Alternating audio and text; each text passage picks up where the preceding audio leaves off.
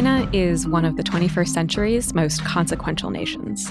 It has never been more important to understand how the country is governed and what its leaders and its people actually want and believe. Welcome to Pekingology, the podcast that unpacks China's evolving political system and the trajectory of China's domestic and foreign policy. I'm your host, Henrietta Levin, Senior Fellow with the Freeman Chair in China Studies at CSIS. This is Pekingology. I am very pleased to be joined today by Dr. Pip O'Keefe for a special Tuesday episode of Pekingology. We normally release new episodes, as many will know, on Thursdays, but doing Chinese politics on Thanksgiving seemed like a bit much even for me. Pip is a professor of practice at the University of New South Wales Centre for Population Aging Research, and he is one of the world's leading experts on demographic trends and their societal impact in China and across Asia. The Chinese population is aging and shrinking, and it is aging and shrinking more rapidly with every passing day. Demographics may not be destiny exactly, but these trends will have a massive impact on the Chinese economy, society, and political system in the coming years and decades. And I am so glad that Pip is here to help us understand these big trends. Pip, it is great to see you. Thank you for having me, Henrietta. We like to start all of our episodes with a question about our guests' professional origin story. So, how does one become an expert in Chinese demographic trends and their societal implications? Well, in my case, I would say don't start from here because my first degrees were in medieval English literature and law, a double degree in Sydney, which wasn't very related to anything I work on now. But I think the key thing was in that time studying in Australia, I started traveling a lot in developing countries and realized that's where I wanted to work somehow or other at some point kind of thing, that they excited me a great deal. So I did further studies. I went for my grad studies in the UK at LSE in Oxford, and I kind of transitioned the law part into economic law and then ultimately into economics. And then at the end of that time in the UK, and I was teaching at university there, I had a kind of fortunate transition to a 3-month assignment in the World Bank, which ended up lasting for 28 years. And of course, in the bank, you move from region to region. I started in former Soviet countries, went to South Asia and ultimately to East Asia for the last 10 or 12 years of my career. And that's where I got into, I was very much in social sectors. And of course, aging brings in so many dimensions of social sectors. So, yep, that was kind of the route, which was rather circuitous, but got me there in the end. Well, we're all very lucky you got there in the end. To start with the basics, what are the key demographic trends in China today? I think the first one you just mentioned, the rapid aging is one. And most of these you read about in the press, but rapid aging is clearly one. If you look at the population 65 and above, it's about 15% of the population now. By 2050, that will more than double to just over 30%. And by the end of the century, that's somewhere between 46 and 64% of the population, depending how you look at fertility assumptions. But just taking the 2050 point, that's the structure that Japan has now. It's the share of elderly Japan has today, China will have in 2050. So you think of Japan as the oldest country in the world currently, China will look like that. That's the first. The second, which is probably the primary driver of that aging, is the dramatic fall in fertility in China that we've seen. The fertility rate is now around 1, so the average woman will have around 1 child in her lifetime, and that's very low by historical and by global standards, one of the lower ones in the world. There's many reasons behind that, but one in particular, just from a pure demographic point of view, the fall in marriages in China has been really sharp, and people tend not to have kids in China unless they're married. So last year you had about just around 6 million marriages. That was less than half of the 13.5 million you saw in 2013. So really sharp fall in marriage, which is partly contributing to that fall in fertility. So those are kind of trends. If you look at the overall population, I think many of us would have read that from about 2022, the overall population, total population has started to shrink. It's very modest at the moment. It's 1 or 2 million a year shrinking. So by 2050, you've still got a big population. You've got between 1.2, 1.3 billion people still. So still, second largest country of the world. But it really accelerates in the second half of the century. And by the end of the century, again, depending on whether you take today's fertility or a slightly higher assumption, you have between 400 and 630 million people in China. So a 70% to a 55% reduction in the current population. So really, that's where the really dramatic effects kick in. The other one that's, of course, preceded the total population decline is the labour force share. The labour force in China as a share of the population peaked around 2010 to 2012, somewhere in there.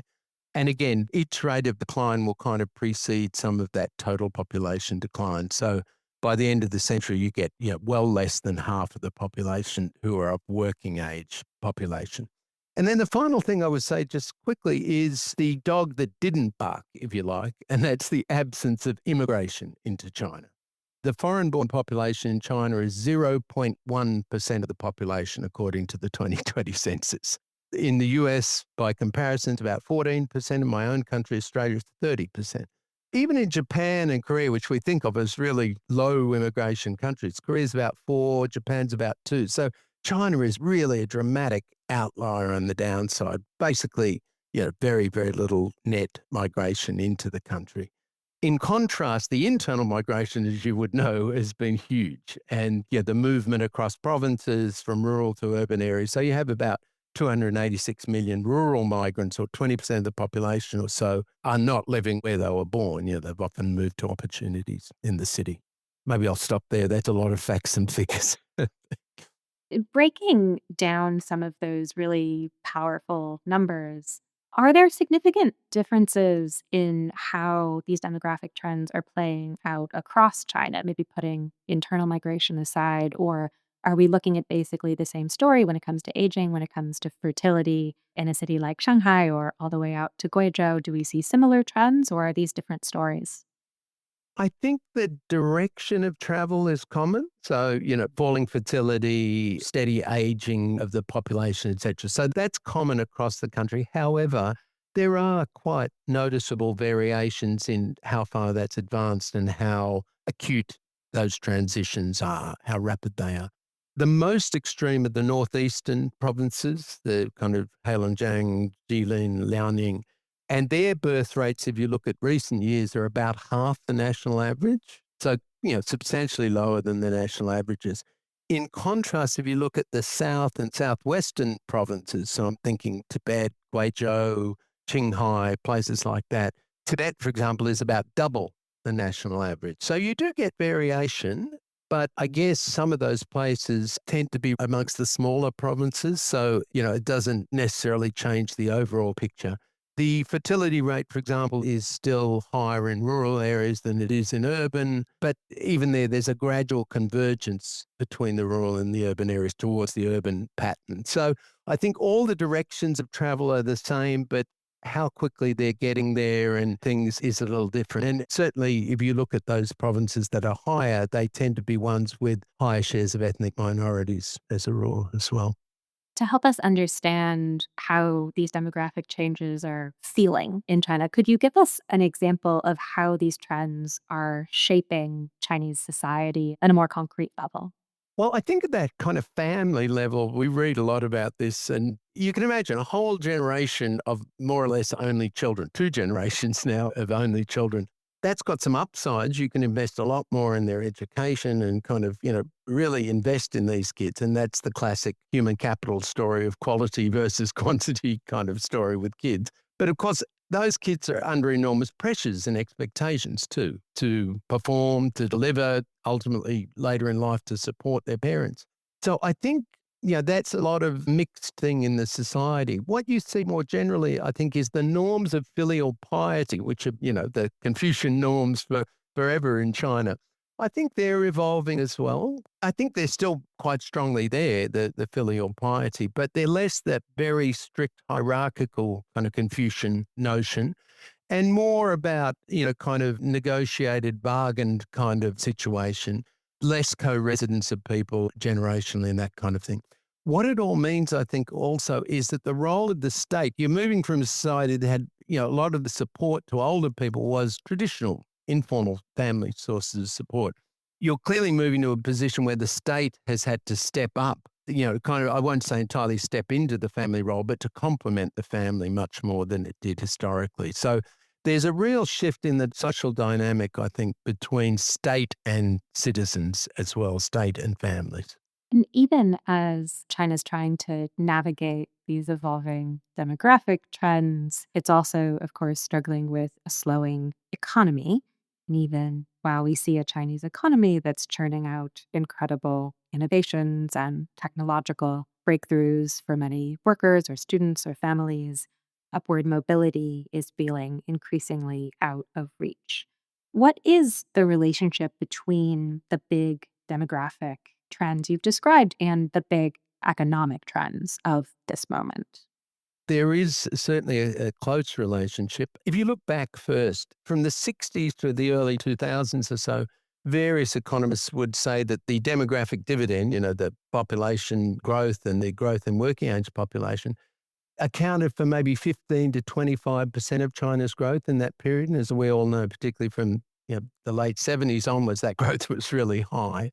So they certainly was a tailwind. Demographics were a tailwind to growth in that period. Looking ahead, there are various estimates, but take, say, one very reliable one, I think, is David Bloom and colleagues from Harvard, looking from 2020 to 2050. They say by 2050, around 1 percentage point lower growth per year due to demographics, which would be, current growth rates, maybe 20% lower growth.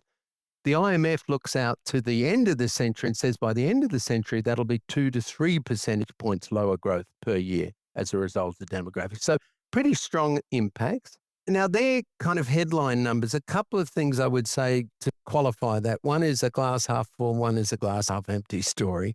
The glass half full is that as labour force shrinks and that kind of thing, you can substitute capital for labour. And China is doing that, gangbusters, robotization, automation, it's really the installation of things like industrial robots in China is through the roof, probably with Korea the highest in the world. So you can offset some of that population decline with this capital deepening that China's already seeing. And if you look historically at already old countries, Darren Acemoglu, the Nobel Prize winner in economics, has looked at this and found that, in fact, aging accelerated technological adoption and automation, which accelerated productivity growth. So, these things can actually induce positive changes in productivity as well as negatively impact them. So that's kind of glass half full story. Glass half empty would be fiscal. Like any country that's aging rapidly, you're going to have pressures on the pension system, the healthcare system, increasingly, although still very underdeveloped, the long-term care system in China. Just to give you an example of that, even though China reformed its pension system in 2024, increased the retirement age and other measures, its pension system nationally runs deficits from the early 2030s. We've done some modeling recently at my center, and by 2065, the annual deficit of the pension system is about 8% of GDP, and the cumulative deficit is about 140% of GDP. That's just the pension system. So you've got enormous fiscal pressures in the absence of further policy reform in these kind of social sector areas. So I'd say on the aggregate growth, it's worrying, but it's an issue that you can deal with or mitigate to some extent. On the fiscal side, that's much more challenging, both in policy reform and the politics and policy reform of those sectors, which we know are difficult. What you mentioned about the debt burden associated with pensions is particularly striking because I think there's a sense that the pension system is quite underwhelming and doesn't really provide adequate protections or an adequate safety net, especially amid broader demographic trends. So, I guess, how do you see the party managing the tension between the need to build a more robust social safety net, a more robust pension system, and the corresponding economic challenges that are associated even with the current very limited system? Yeah, look, it's interesting. I would say if you look at China's safety net generally, it's still definitely work in progress. And the telltale of that is that the level of precautionary savings amongst households remains very high and remains very long, into old age kind of thing. So people are clearly concerned that health costs and care costs and other things in old age are going to hit them hard. So that tells you they're concerned about their level of financial protection from the social security system. However, there's been a lot of improvement at the same time. It's gradual, it's incomplete, but it's there. So if you take out-of-pocket health spending, for example, at the turn of the century, that was about 60% of total health spending was out of pocket. Now it's just under 30%. So there's been progress in expanding social health insurance. It's about 95% coverage of that. But, still a lot of catastrophic health spending happening. So it's a kind of interesting story. I think a mixed kind of picture of a positive direction, but still quite some way to go. With pensions, you've got, as you have in much of China, these separate systems for formal sector workers, normally in urban areas, and informal sector, often in rural or urban informal workers. And there, I think if you're a formal sector worker in urban areas, the pension system and, the generosity of it in old age is not too bad. It's pretty comparable to many countries, not kind of Western European levels necessarily, but not bad. If you're in the informal sector, they have introduced a pension system, what's called a residence pension system in recent years. And that's now got very wide coverage, which is great. And that's happened over the last decade or so. But its adequacy is really modest still in most parts of the country and very variable depending on the fiscal position of local authorities. So the pension story, I think, really depends. It's a story of two sectors as to how well you're protected. And then the final part of the story, I would say briefly, is the social assistance. So the kind of real safety net kind of programs that you would think of. And there, the story is, I think, consistently modest. Coverage is only 3 or 4% of the population. They've deepened the package and the benefits for that group, but it's still a very narrow kind of safety net there. So if you're not picked up by social insurance, the chances of you being picked up by social assistance are relatively slim.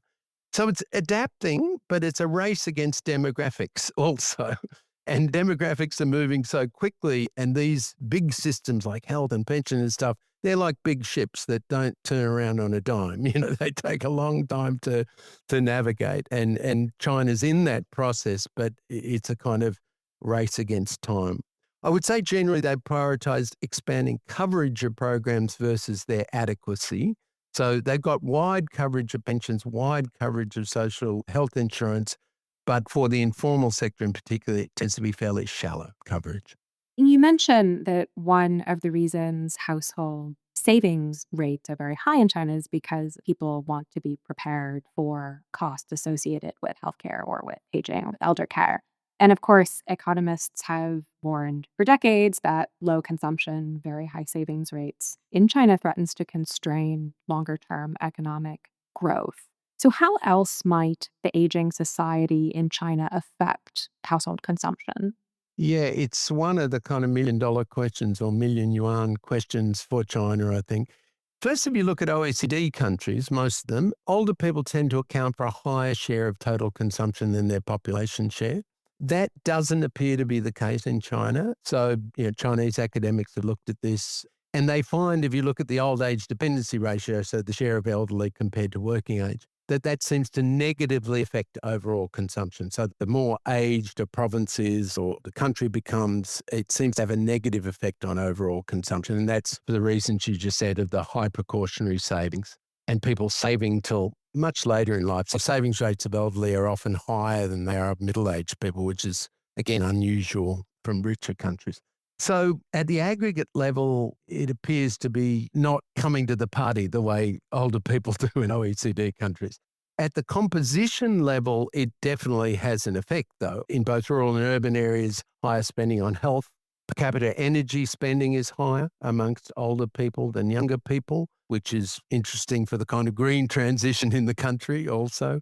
Leisure spending tends to be higher amongst urban elderly, but not rural elderly, that kind of thing. The government's responding to this. In 2024, the State Council had a set of guidelines on the silver economy, as they call it, and or the longevity economy, as others call it. So basically looking at older people as consumers and trying to respond to that with goods and services that will target them. And there's really an intensive effort to stimulate that silver economy as a new source of growth in the economy. Now, of course, it's chicken and egg. To be an older consumer at any level, you have to have money in the first place. So, that clearly has to happen. But it's also about releasing these precautionary savings. It's not that people don't necessarily have some money in the background, but they're reluctant to part with it. So the silver economy initiatives of the government are really important in that area, and they go across a whole range of sectors: tourism, healthcare, insurance, consumer goods, tech, whole industrial clusters devoted to this. So it's an interesting stage, and I think the authorities have recognised this. They're certainly throwing the kitchen sink at it in policy terms, but it's very early days, and it'll be interesting to see if people feel confident enough to respond to these supply side kind of interventions. And beyond this silver economy work, how is the party looking at the demographic challenges facing Chinese society? What do you see as the party's top goals, and what are some of the most important steps they've taken so far? Well, clearly there's been a big U-turn in the last decade. That goes without saying. There was a lot of domestic questions about how long the one-child policy continued for many years. So they've shifted from that to a really quite actively pronatalist policy now. You had the two-child policy kicked in about 2015-16. You had the three-child policy kicked in 2021. And that was a kind of, CPC, Central Committee decision and legislative amendments and the like. 2022, I think there was a really important, they were called guiding opinions. I always love the name of Chinese policy documents, they always have their own flavour. But these were 17 ministries jointly kind of initiating and pushing a whole slew of things that were meant to encourage higher fertility and greater work-life balance. So basically reducing the cost of childbearing, child rearing, education expenses. So you've got tax deductions for children, childcare subsidies, parental leave, including paternity leave, improved direct interventions like subsidization of IVF and fertility treatments. You've got lump sum baby bonuses. You've got recurrent child allowances. You've got housing allowances. They're really throwing a lot of interventions, or I would say throwing a wide policy menu at this. Of course, a lot of how that plays out happens at the subnational level, and the extent to which this full menu is taken on board, the extent to which it's financed generously or less so, and that kind of thing. There's really, I wouldn't say a policy panic, but certainly a policy urgency of the country on these pronatalist kind of measures. And a lot of them are the kind of things that, richer countries would say are sensible things, the childcare things, others. Baby bonuses put to the side. I don't think that's a terribly effective or necessarily sensible thing, but ongoing child allowances, perhaps more so. So, yeah, it's certainly a very active policy space, but a lot of the effectiveness of the implementation of those policies is determined by the local fiscal position. And that's where you get this real patchwork of how things look on the ground, both in terms of what policies are there and in terms of how well they're funded. What do you think the odds are of these measures, this approach, this very pronatalist policy actually bending the demographic curve in a direction that might significantly diverge from the numbers you shared at the beginning of this conversation? I mean, do you see potential for the party really changing China's demographic destiny? If you look globally, you can't be a great optimist on this. I mean, very few countries, even when they've thrown money at it and thrown policies at it and whatever, really, you may stabilize the fall, perhaps. That may be the best you can hope for. Getting a substantial reversal, I think, is unlikely. That's in the absence of some kind of more mandated or coercive approach, which is not the direction of travel.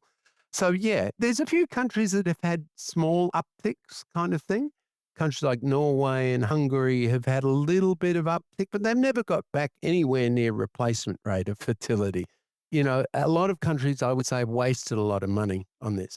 Now, other parts of this policy package, though, you may want to do anyway. So think childcare and think female labour force participation or parental labour force participation. You want to do that anyway when you've got a shrinking labour force, independent of fertility and other things.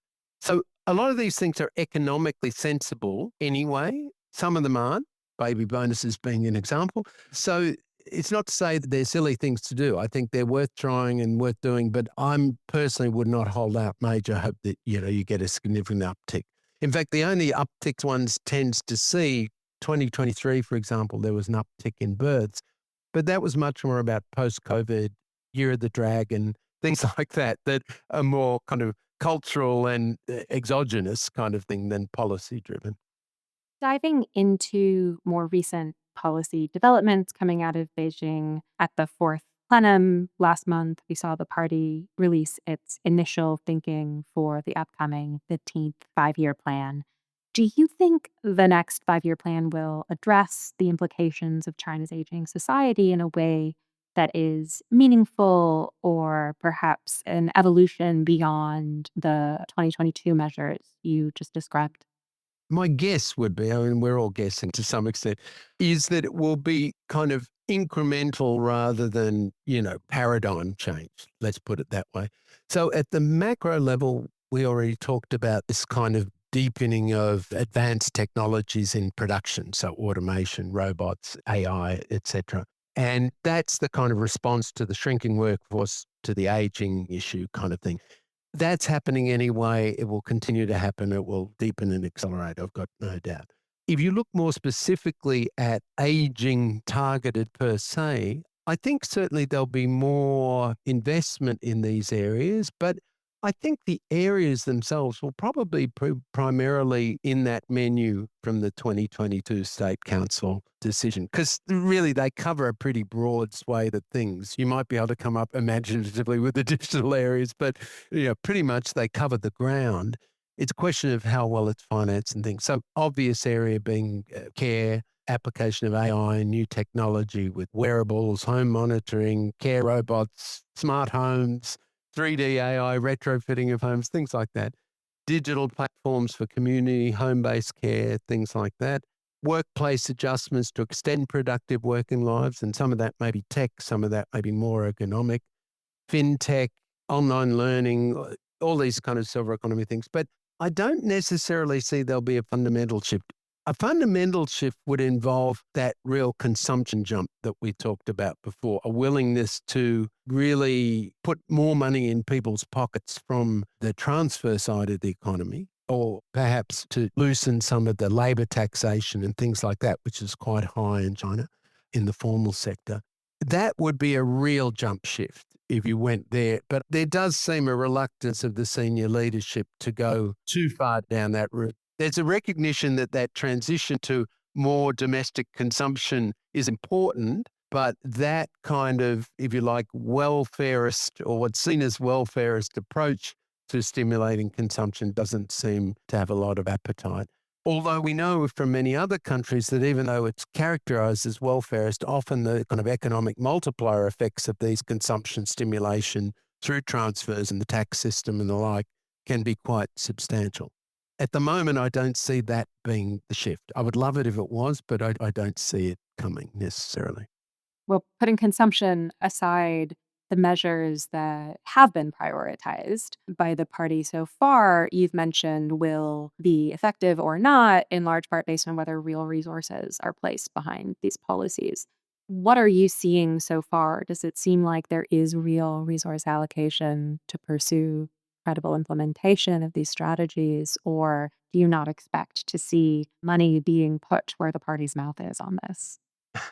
I think in some areas it is being put, I guess here you've got to think national, subnational very much. If you start with subnational, some areas of the country are really throwing resources at this. I was reading about the city of Tianmen in Hubei province the other day. They're giving tens of thousands of dollars cumulatively to households to have one, two, and three children, and that ramps up the more kids you have. So I think you get something like 17 or $18,000 cumulatively. And it seems to, at least in that city, it's a very kind of point thing. They seem to have had, I think it was a 17% rebound in births since they introduced these. So that's unusual, but it's a lot of money they're throwing at it there. The places that have introduced policies and the like, I think have seen a more modest response. So I would say national government in areas like childcare definitely is, stepping up a bit. In areas like pensions, there's more central funding, healthcare and stuff. So certainly over time, the central government has been kicking in more, but so much depends on the subnational level. The other thing I would add is, and where government, I think, probably has a lot less influence anywhere, is just attitudes and gender attitudes and the like. If you look at patterns of time use surveys in China, China and Korea actually really stand out as women, doing all the work in the market and all the homework in the home.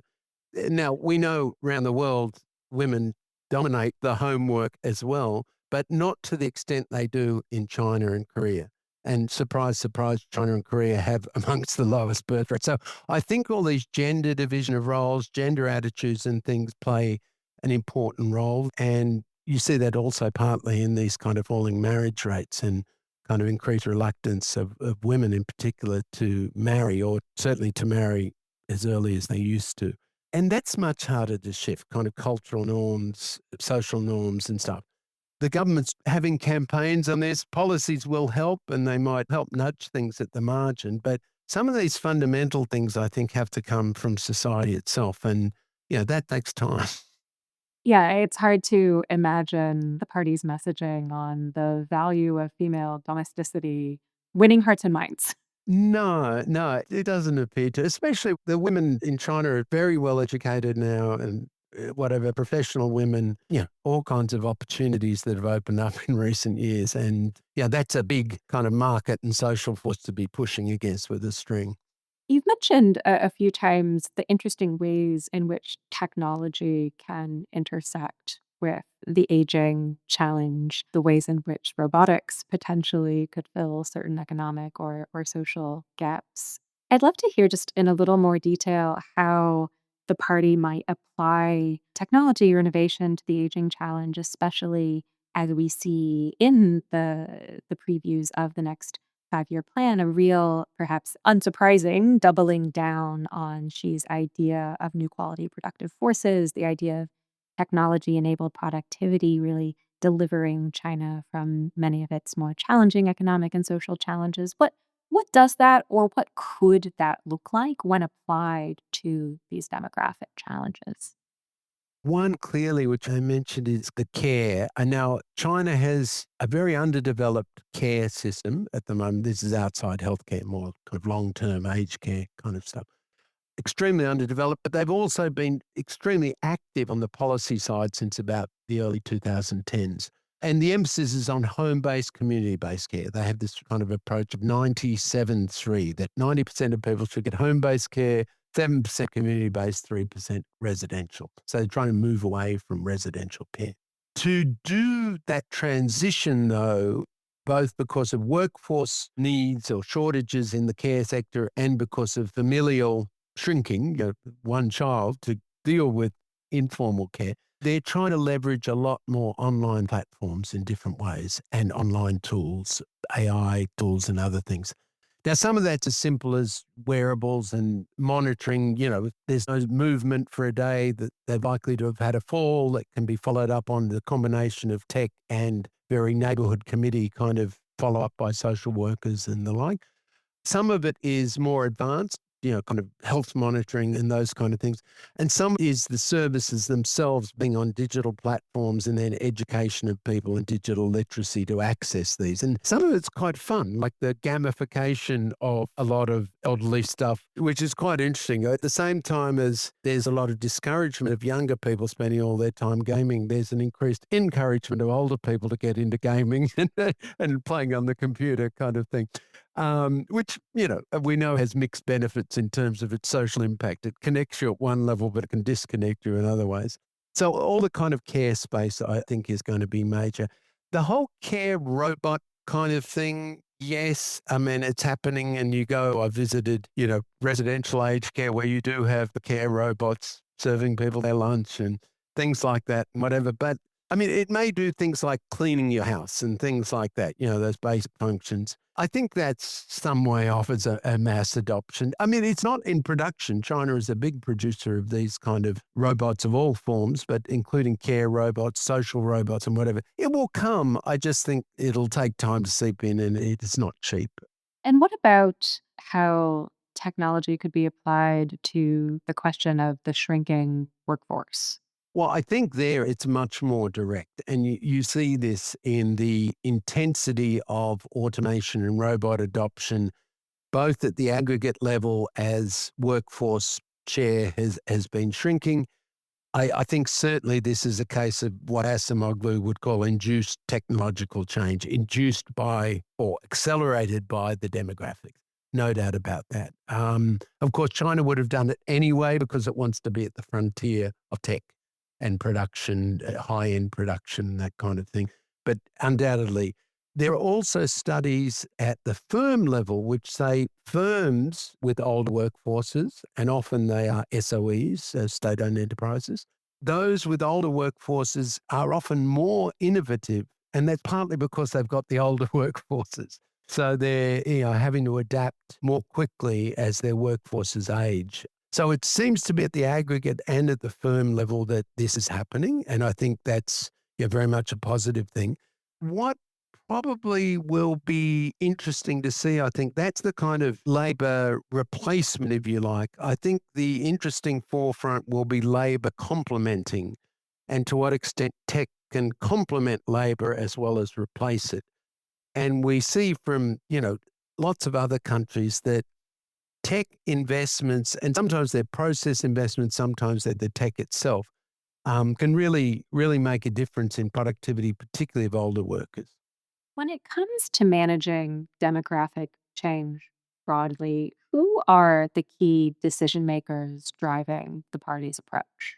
It's interesting. I mean, at the policy level, I think the central government and the party itself has been, really active in setting. It's a very Chinese thing. They set the directions, they set these menus, they kind of say what are, I won't say in vogue because I think aging will be more than in vogue. It will remain in vogue for some time. But they set those. And so the central party, I think, very much drives that. But the implementation of it, as in all areas of policy, and particularly social policy in China, this subnational level is crucial. And that's still party channels and provincial parties and that kind of thing. But I think that subnational is really critical as to whether you end up with a policy and a funding pattern that is disequalizing or can help flatten inequality.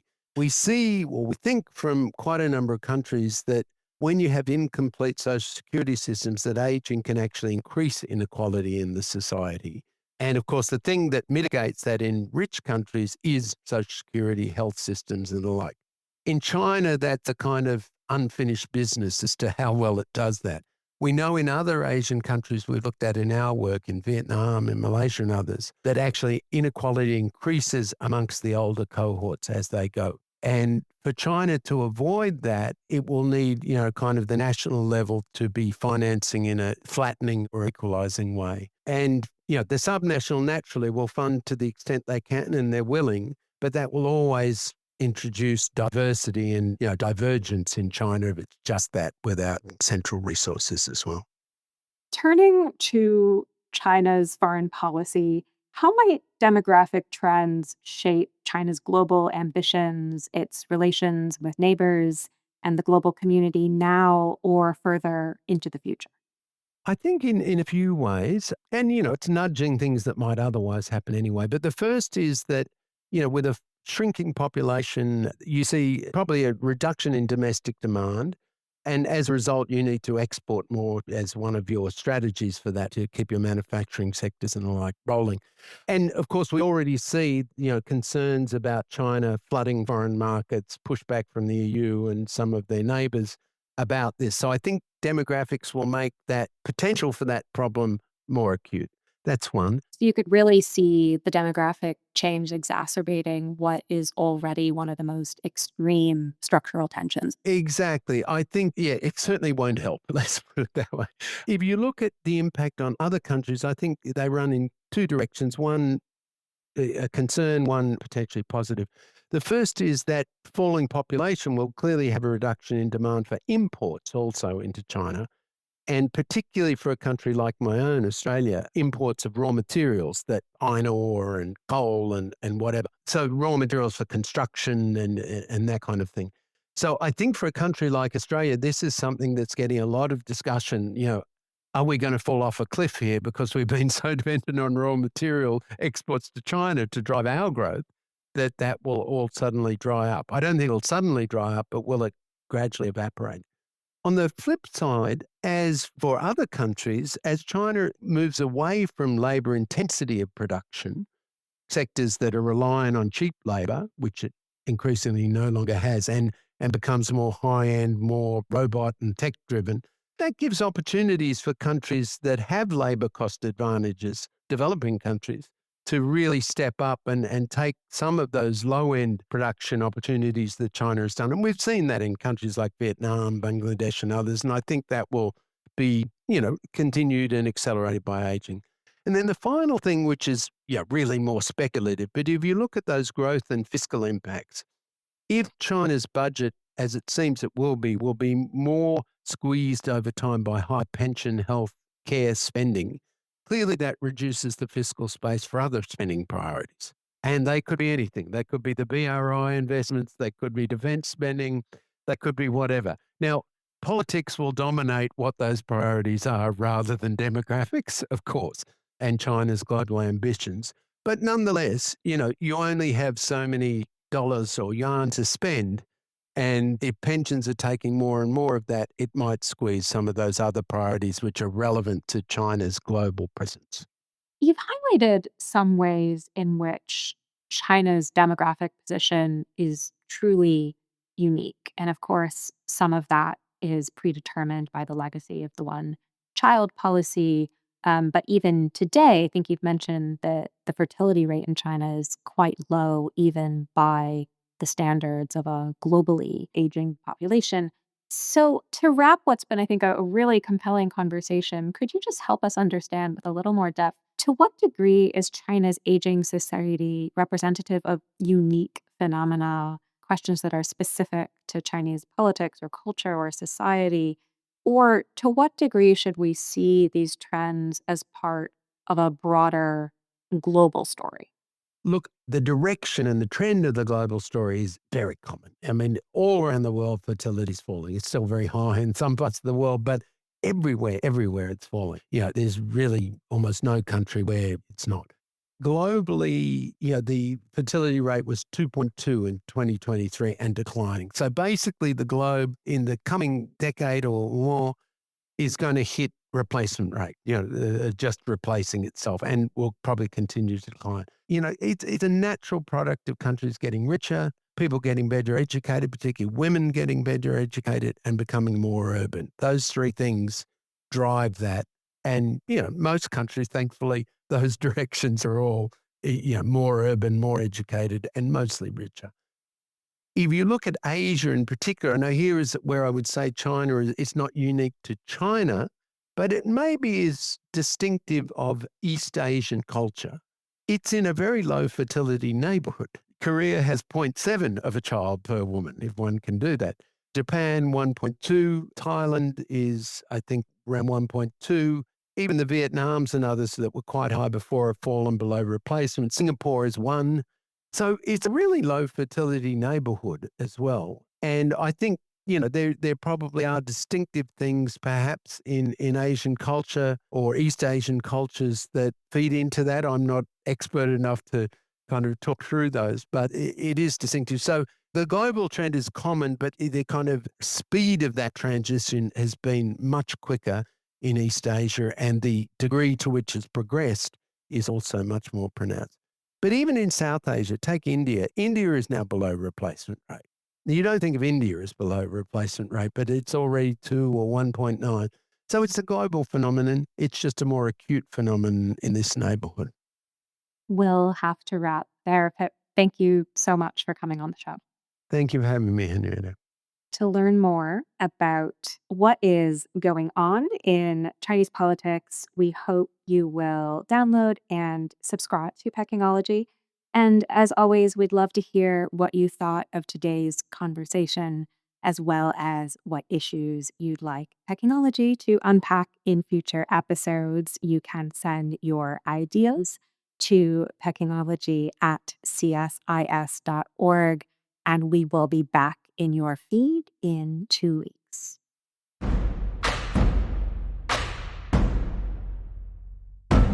If you enjoyed this podcast, check out our larger suite of CSIS podcasts.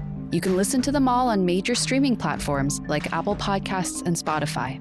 Visit csis.org/podcasts to see our full catalog.